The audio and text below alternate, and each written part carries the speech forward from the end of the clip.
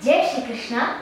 This video has been filmed in a place called Sumukhalaya in Mysore in Vijayanagar, third stage A1 block, and this house is called Ganesha or Sumukhalaya, as told by people. It has over 800 Ganeshas here, each one being different from the other and each one having a different specialty. Some are stones and growing into Ganeshas, etc. and some are very huge, some are in different avatars, and so many different kinds of Ganeshas are kept here. And this is all numbering even more than 800. So this video has been filmed here. Jai Shri Krishna. Jai Shri Krishna. Vakratunda Mahakaya Koti Surya Samaprabha Nirvignam Kuru Me Deva Sarvakaryeshu Sarvada. Jai Shri Krishna. Today I have composed 32 shlokas to Lord Sri Ganesha, and these shlokas are all composed in the Anushtup meter, which has 8 letters. Jai Shri Krishna. Om Ganapataye Namaha Ganesha Vignanashaya Sarvottama Pradaya Cha Sarva Papa Vinashaya Doshahartaya Te Namaha. So this verse means that I pray to that Lord of all Ganas and who destroys all mistakes and all problems in life. Therefore I pray to that Lord. And now we shall go on to the next verse. Ganeshaya Gajendraya Gananam Nayakaya Cha Vignanam Gnatakanam Cha Nashakaya Namo Namaha. This verse means that I pray to the Lord who is the destroyer of all vignas and gnatakas, or problems and mistakes, ghastly things. He destroys all of this and controls it all under his thing. So I pray to that Ganesha. Mahalopakanashaya Mahashaktim cha dasyati Mahadeshwara putraya Umasutaya te namaha. So this verse means that I pray to the one who destroys all problems and the one who is the son of Shiva and the son of Parvati, Umasuta. Now we shall go on to the next verse. Gajasya vadanam yasya sundareshu cha sundaraha hina bhangam ganesham tam namami tam vinayakam. So this verse means that I pray to the Ganesha who destroys all hina things, or things which are bad to people, and the one who is Gajendra, or the lord of all the elephants.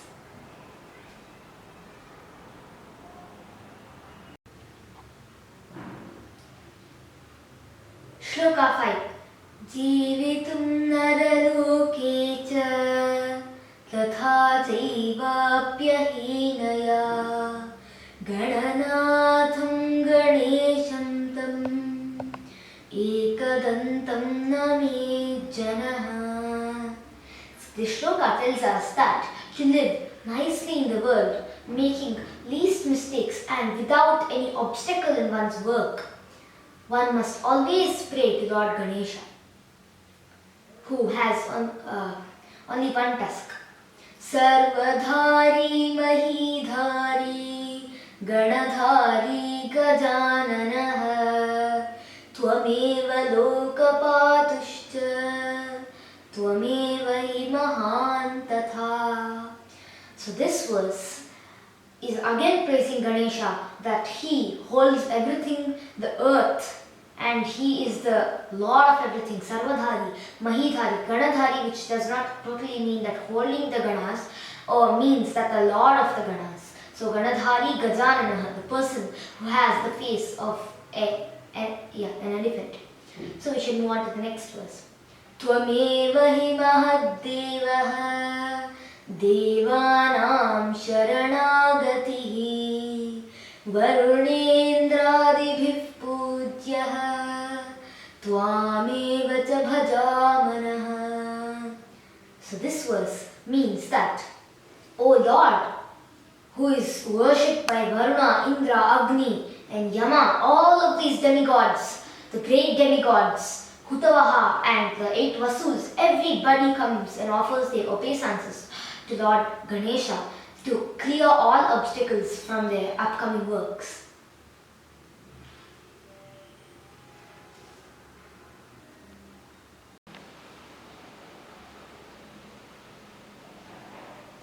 Tvameva hi mahadevaha devanam sharanagatihi varunendradibhiv pujyaha tvameva sharanam vraje.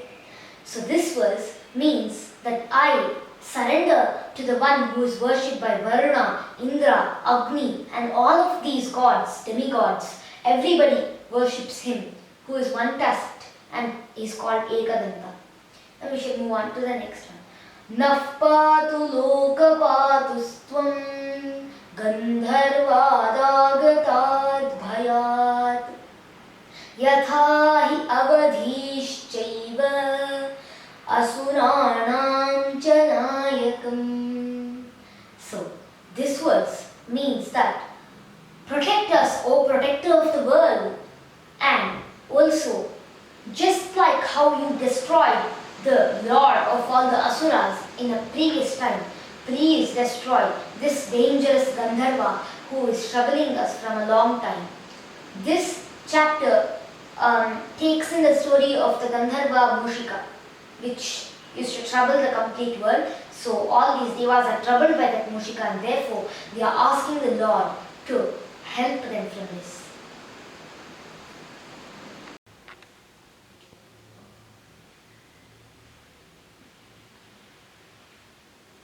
Shloka 9. Tatha he cha gajendratvam asmakam bhaya hetunan hetavan kripaya nashayatvancha sarvahinam tathapitvam.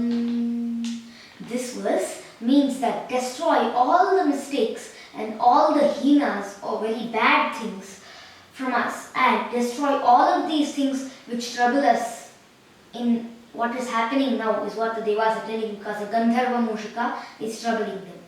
So we move on to the next verse. Shaktirasti balaschaiva yasho buddhistathapi cha ganeshatvam gajendratvam asmakam pahitvam tatha. So this verse means that protect us, O Ganesha, from all the problems that we are facing. You have power, you have fame, you have intelligence, and you have the power to destroy every single bad thing that is there in the world. So please help us with these powers is what the devas say in this verse. So we move on to the next verse. Iti chaiva vadan devaha Ganesham prarthayan jate sarvada priyadassaiva uthitavan sa eva cha. At that time, Ganesha got up, hearing all of these praises from the Devatas, and began to ask them in the next verse. Drishtvaitàn cha tatha devan Ganesho gananayakah suptvotthitascha tan devan aprichat sa Ganesha cha. This verse means that all of the devas were waiting for a reply and Ganesha got up and then he asked them about what is going to happen.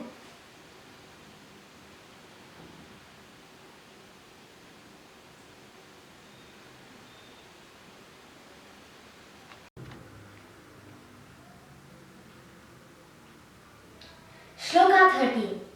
Tathasopi gajendrascha gananam heenanashakah kimasti kalahashchaiva tada prichatsa evacha. At that time, Ganesha, who heard all of these praises from the Devatas, got up and asked them what was the problem. Kalaha here does not mean fight, it means something else. It means a different sense, which means that here there is something like a trouble. So he's asking, what is the trouble to all of you?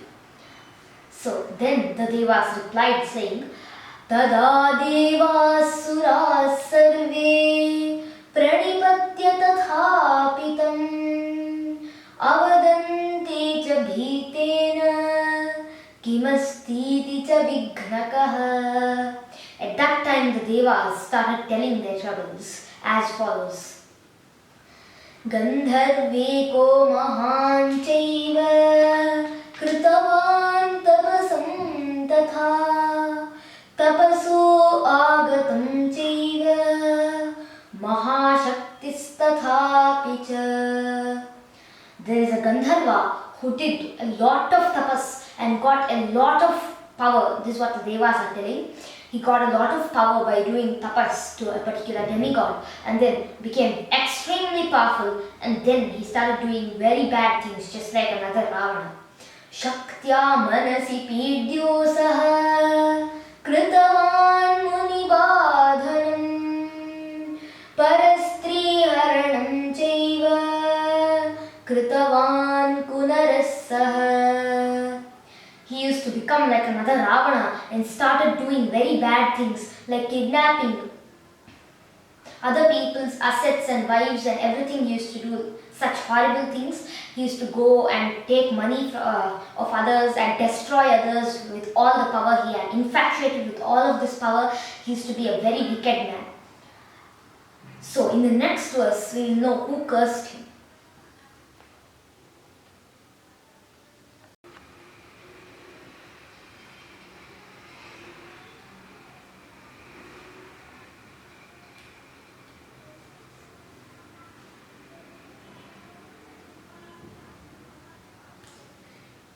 Shloka 17.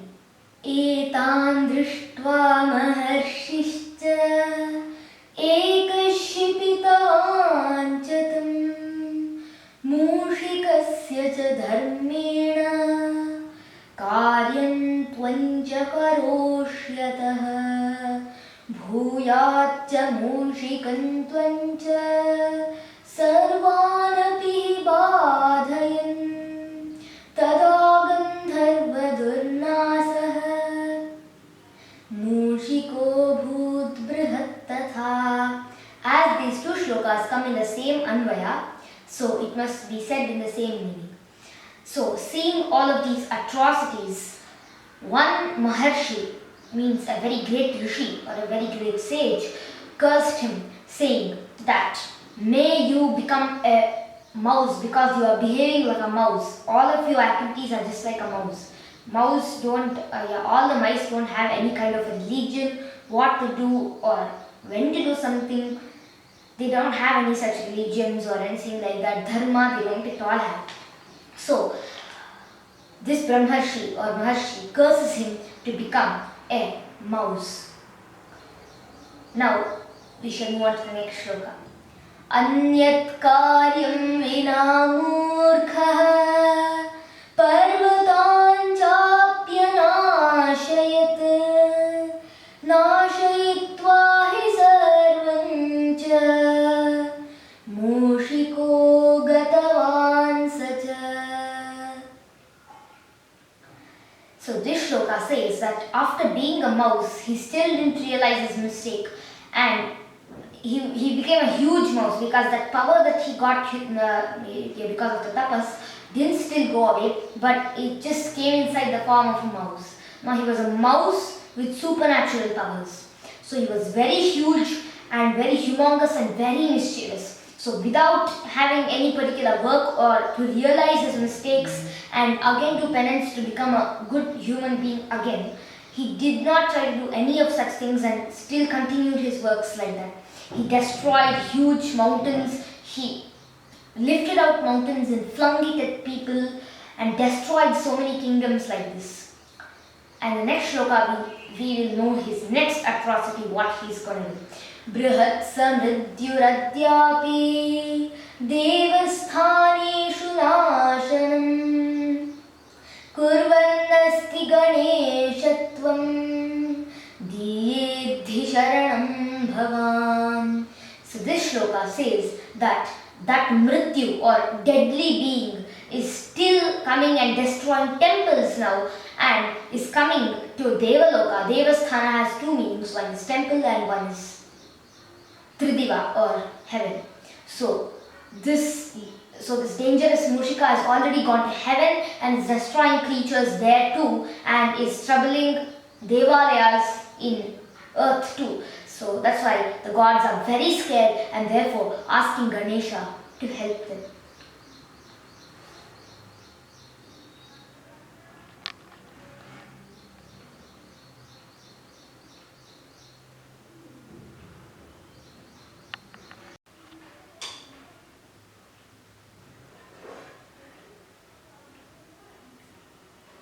Shloka 21. Iti chaiva vadan deva, iti chaiva vadan sarve, devatascha maharshinaha, Ganesha vachanam shrotum, sthitavanta hite tatha. So this verse means that saying this, the story has ended now of all their troubles and they have finished telling their troubles and now Ganesha will react to this. So the gods have all ended their topic in this shloka. Now we move on to the next one. Tada devo mahadevo sundarakshi gajanarah ghora pasham grihitva cha utthittva gatavan tatha. So this verse means that at that time Lord Ganesha got up and went to fight, picking up his Ghora Pasha or the very powerful Pasha, the dangerous one when needed to trouble others, when needed to destroy the evil. He takes his Pasha, the very divine weapon. Now we move on to the next shloka.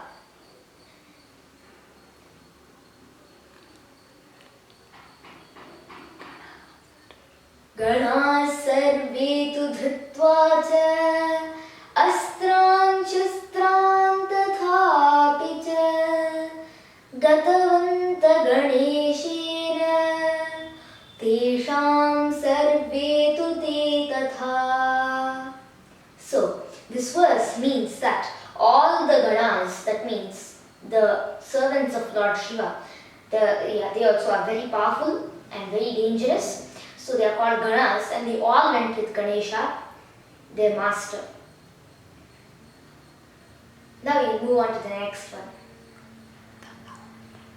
Tada brihattam ghoram tam mushikam chapi drishtavan grihitavan ganeshascha pashan sarvan tathapi saha.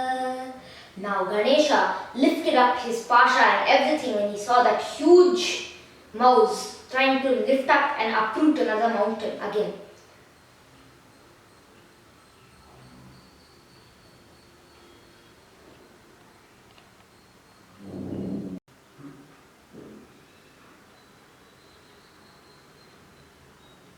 Shloka 25.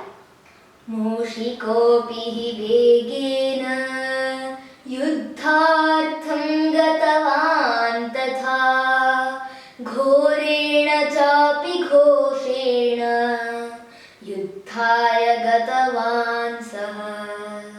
So this verse means that Ganesha went with all the power, but that Mushika, who is still in his field of arrogance and feels that he is the greatest among everybody, is still angry and feels that he can defeat Ganesha, and he screams, roars and rushes at Ganesha back, not realizing Ganesha's power. So you move on to the next shloka.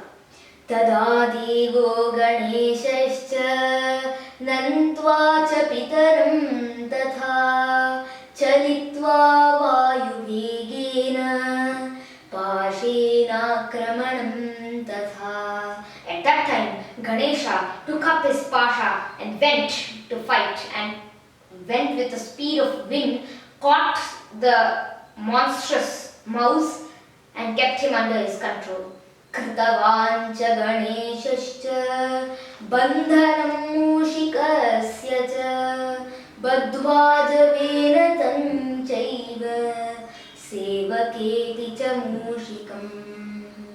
In this verse, the mushika is bound nicely and tied by Ganesha with speed, and the mouse was screaming in pain and shouting and telling that he'll never do that again. So in the next verse we see how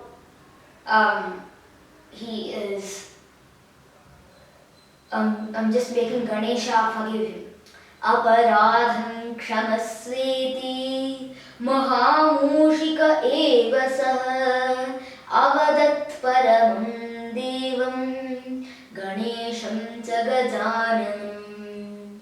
At that time, that humongous monstrous mouse told that, in this he is mentioned as Mahamushika, or the big mouse. He told that Ganesha aparadham kshamasva means forgive whatever mistake I have done. So then that's the mouse here.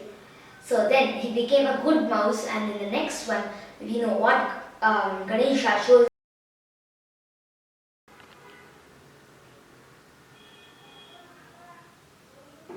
Shloka 29. Dayaya gananathasah mama chitreshu tvam tatha vahaneva cha bhuyatvam abravitya ganeshatam. This verse shows Ganesha's mercy and telling him that he's going to forgive him by making the mouse his servant as a vehicle for him. So you should move on to the next one. Atha chaiva vayam sarve gananatham bhajamahi dakshine tu cha pashyechet mushiko chasti sarvada. So this verse means that we all worship Ganesha, but when we see in the left or the right of Ganesha, the Mushika is always sitting and is always also worshipped along with Ganesha, as he is the vehicle of Ganesha and is also very sacred. Now we shall move on to the next one.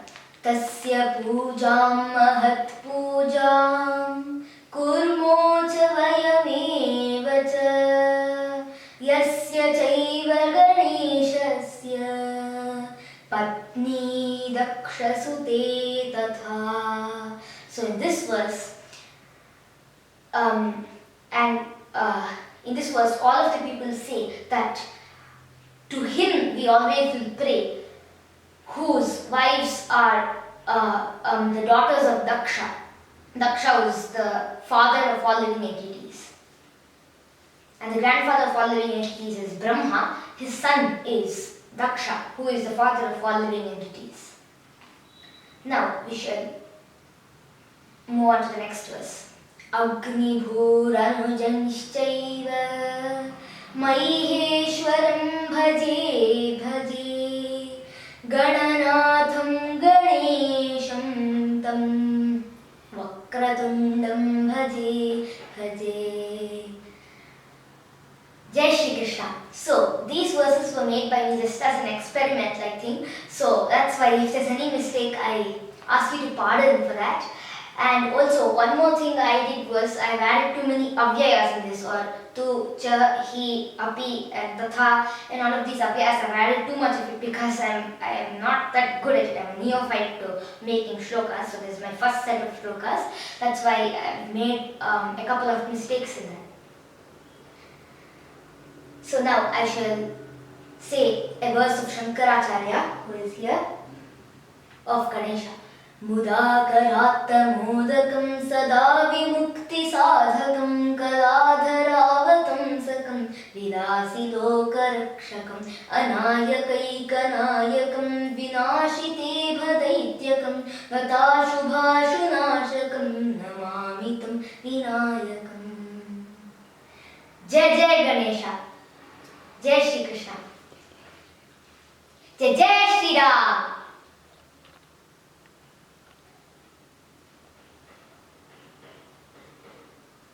So just a message to the children saying, first thing is, importantly, do not eat any kind of junk foods because that will cause you dangerous diseases in the future.